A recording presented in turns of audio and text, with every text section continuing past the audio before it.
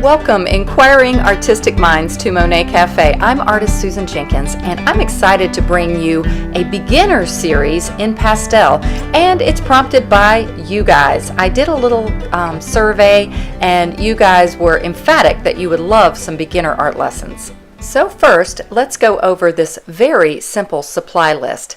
Basically, you will need an apple. I'll have a photo that you can refer to. You'll also need some gray drawing paper, pencil or charcoal, and 6 pastels. I will be going over these colors and values more as I paint. I will be keeping this real time so as to also help the beginner. Alright, here's my model. Just a juicy apple. I'm using a Gioconda pencil. I don't think this one was charcoal, but it's part of this particular pencil set. But you could use whatever you have. It's basically just to get a sketch in. Now, I like to hold my pencil kind of upwards like this, if you notice the positioning of my hand. I also use an X-Acto blade to sharpen my pencil to get that long pencil lead part of it so that I can shade better. Now, take notice that I am making a mark at where I want the top of the apple to be and the bottom of the apple to be. That little technique will help to ensure you get your apple on the page where you want it to be. Have you ever tried to draw something and you start in this one little section and you realize, oh my gosh, I've got it way bigger than I realized or wanted, or I've got it way smaller than I wanted. So kind of making some guidelines with a top and a bottom mark really helps. And as always, practice, practice, practice. My apple was leaning a little bit. It was just kind of the way the apple was, and I decided to kind of correct that a little bit as I added the pastels. Okay, so now I'm just getting in that simple little line that represents kind of that divot where the stem comes out of, and then just a very simple stem. Keep in mind, this phase is very, very simple. Now all I'm doing is kind of, I think I'm just correcting here and kind of establishing. I decided I didn't want the stem where it was. Again, that was making it look like it was leaning more than I wanted. So get the form correct before you start to commit to pastel, and kind of get that apple the way it just feels right, and simple lines, nothing too complicated. And then after we get that simple form of the apple, then is when we're going to just do some basic, very basic shading. Now all we're doing now is working with value. Once I'm still working on this apple. I decided I need a little more to the back, and then I think I'm going to get started shading now. So basically with the shading, I want you to, I'm drawing out the shadow. Pay attention though to, if you were, as I'm sketching out the shadow, if you were to look at the apple, whether it's my photo or one that you choose, you're trying to distinguish 3 different values. And now is when I'm going to start working on that. We're looking for the darkest value, which is what I'm starting to shade in now. I actually would have preferred charcoal, I realized after I started this. I like charcoal. You can actually really kind of smudge it with your finger and get a kind of a nice little value study with it. But this worked fine too. This was really just like a really dark, like a black pencil. And so I'm looking for the darkest value, medium value, and lightest value. That's all we're really looking for here. Also, while drawing, it really helps to keep in mind that an apple, I guess we just think of it as a ball, but it is faceted. It has different planes to it. And so you don't always have to draw super curvy lines. We're basically just shading in a way that represents those sections of the apple. Now I'm just getting in a little bit of the shadow. If you squint your eyes, you can see there is a little dark area at the little indentation where the stem is, and a little bit that goes up around the back of it. Now I am emulating the form of the apple here a bit with some of my lines. Some of them will be a little bit more curved, but basically it's just all about value right now. And really, that's all this is. It's a little value study before we get started applying the pastel.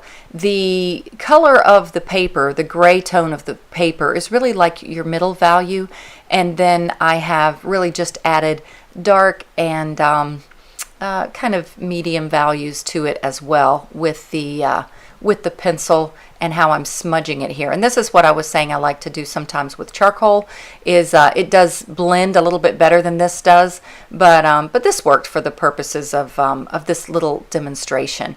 All right, so basically we've just got a basic idea of the apple. Obviously we see where is the light source coming from. I should have mentioned that before. That's very important. It's very easy to see in this little photo down here because it's right where you see that major highlight on the upper right side of the apple there. And of course we have the shadow that's being cast from the apple on the left side. Now I'm not going to get real specific with edges here, and that's another thing I'm going to be talking about as I paint, is something called lost edges. Now here's a sample of the pastels. This is you call it a dark red or a burgundy. It's just going to be your darkest value of that apple. And if you look at the image, you can see it is kind of dark, like a dark maroon. Now there is the medium value of the apple. And while this apple does have a whole lot of different values going on in it, it's best to just focus really basic at first. There's our medium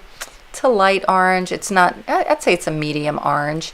And now just a light value. I'm using kind of a creamy color, but it could have more of a color that's a little bit more blue or green or whatever. It's just got to be a lighter value. You notice how we've definitely got three different values going on there. We've got the dark burgundy, we've got the medium red and orange, and we've got a light value. Now, this is going to be for the shadow. It's just a darker blue. I wouldn't say it's a super dark value. I'd say it's a medium to dark blue. Now this is a medium blue. Sorry, you can't see it real good down there with the apple, but it's just going to be your medium, cooler blue temperature. Also kind of for the shadow, my apple happened to be sitting down on a kind of a teal tablecloth, or towel, so that's kind of why I went with that blue color. All right, so now we're just working on getting the darkest value. Watch how I'm emulating the apple, the shape of the apple. I'm also keeping a very light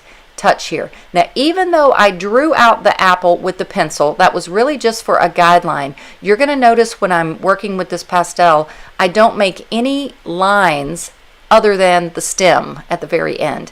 And I'm keeping my pressure very light, and I'm keeping my strokes directional.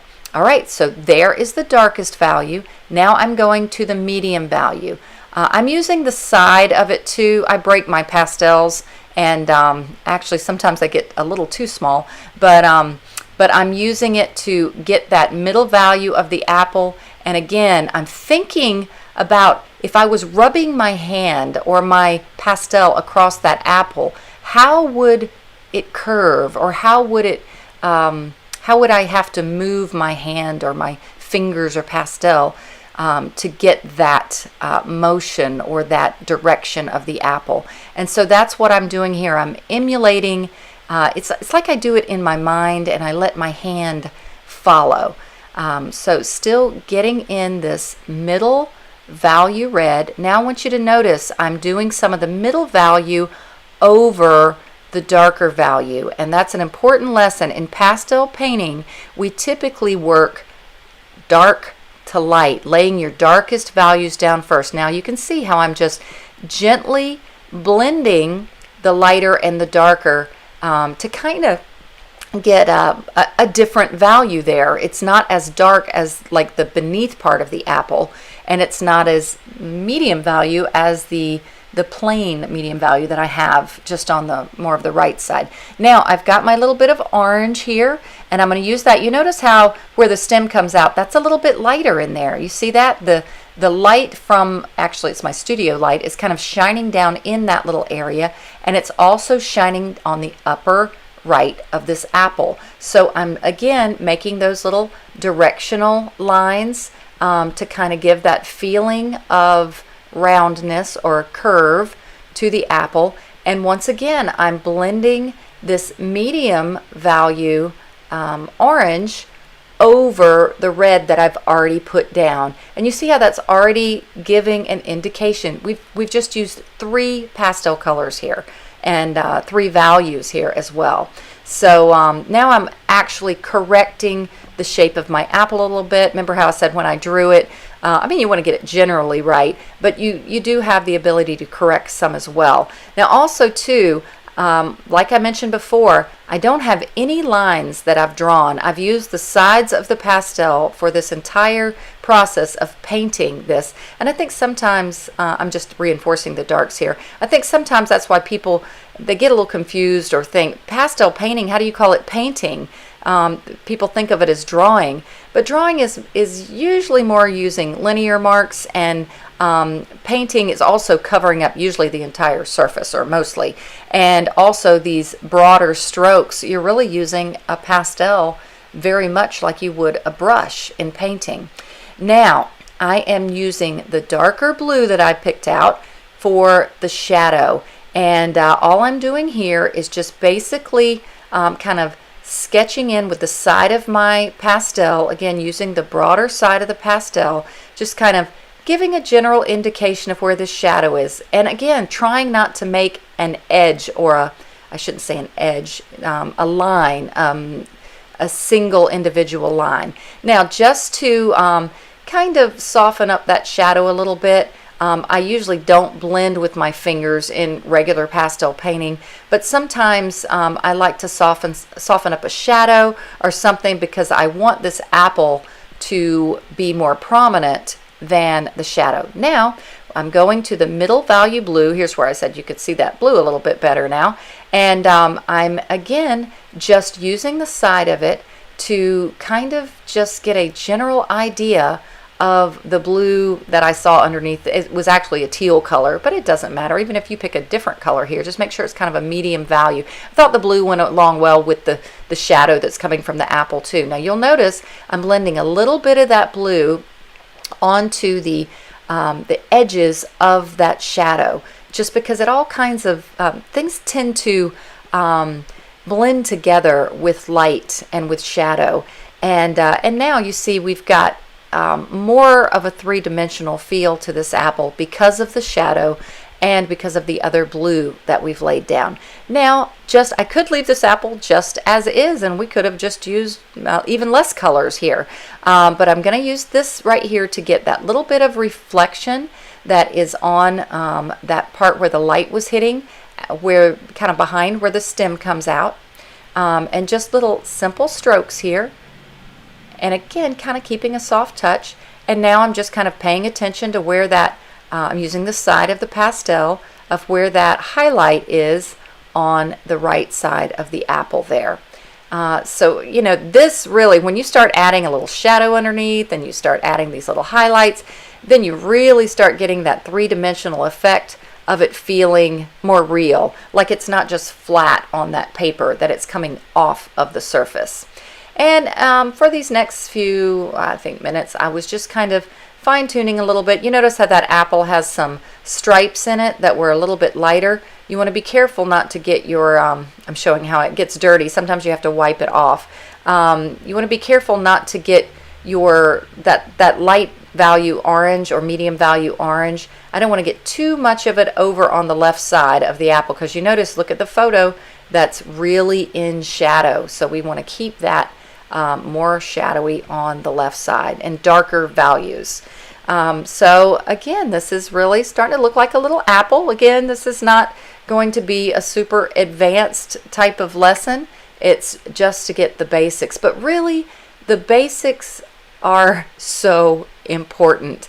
Once you start getting past some of the simple lessons that we need to keep in mind, or if you ignore those, your paintings, you'll get more frustrated for one, and you won't keep that painterly style. As I always say, big shapes, less detail first, working to smaller shapes and more detail last. Now, because this apple, some of the light or some of the color from the apple will be reflected onto your little tablecloth or whatever's on the apple, I'm just getting a little bit of that red and orange, just very, very lightly. Again, trying to keep it, not making individual lines, but just keeping a real soft touch as I'm adding this.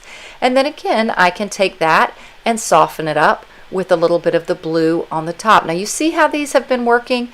When I put down a dark color and then I add a lighter color on top of it, how it just kind of blends together. So in the future, you know, other than certain areas where you might blend with your fingers, remember that you can blend with your pastels and keep that very loose painterly look. Also too, the more you blend, whether it be your fingers or with pastels, the more layers you add.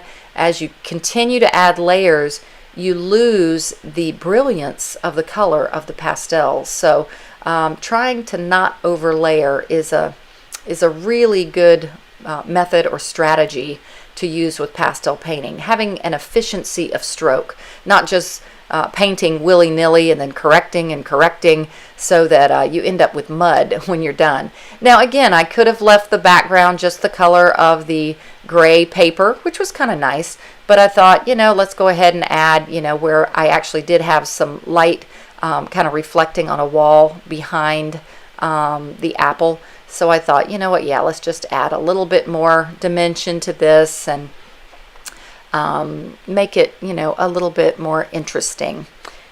And now once again, I'll be using this blue pastel now to kind of soften up some of that area to the left in the background, because more of the highlight was really on the right side in my particular viewpoint of looking at the apple. So I'm just kind of softening some of that white, not covering it all up, or not white, you know, it's cream, it's a lighter value, and just softening it up so that I'm getting a nice gradation between the light, the medium, and the darker shadow there.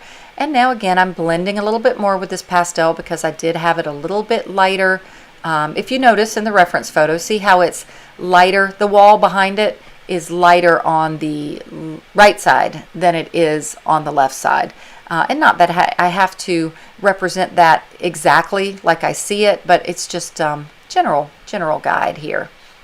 And now I will be adding the little stem, and I needed for this, all of my pastels were a little bit too chunky to add that stem. So I have a little new pastel. They're made by Prismacolor, and they're NU pastel. They're harder, and so you usually can get a little bit more of a fine edge to it. And it wasn't black, it was actually just a little bit darker than that burgundy, the darkest value that I used up there at the top right of the where I put all the pastels down. Now I'm just kind of shaping that little stem a little better there, and you can actually, if you have something too thick, you can kind of carve it down with whatever the color is behind it, like that white. But anyway, so just get you a general stem in with kind of the appropriate direction of the stem, and now I'm adding a little bit more of that burgundy, darker red in the cast shadow. And now notice how when I do that, I haven't added any purple to this painting at all. But you know, sometimes people say you can't mix colors with pastels. Well, you sort of can, because adding that burgundy in the shadow, sort of where I'm working now too, and adding that the blue and the burgundy together are going to make a little bit of an illusion of purple. Can you kind of see that? And purples are always great for shadows, and blue, because typically cooler colors are in the shadows, and cooler colors also recede. They tend to go back in the distance. Just like mountains, when you see mountains in the distance that are blue, you're like, why do they look blue? It's because there's so much atmosphere between you and the distant mountains. But blue colors give the illusion of things receding, and or cool colors, and warm colors give the illusion of coming forward, just like this apple that's coming forward. So as I'm finishing this up, I thought I'd also mention for you to watch this again, review this a few times, practice it. Practice different fruit, you know, but with the same concept of a dark value, medium value, light value, and maybe some colors for shadows. And also keep in mind the concept about what's called lost edges. Again, how I'm not really drawing, I'm putting in more shapes. And while this has been somewhat of a simple lesson, I think a very valuable lesson, because these basics are very important. And I am so appreciative to you and your comments, so let me know what you think. And if you happen to be one of my patrons and you do this particular little painting or exercise, I would love for you to share it in our Patreon group. And if you haven't become a member of my Patreon page, I'm just giving a little thank you and a shout out. This is just a little example of all the people who've become patrons of mine, and I can't thank you enough for your $5 a month support to me. It really does help me to keep these videos coming where I can focus more on my art, and the YouTube channel really gets a benefit as well. It helps me to continue to bring the free videos here on YouTube as well. I hope this video blessed you, and I hope you'll continue to find joy through your artistic explorations. Happy painting!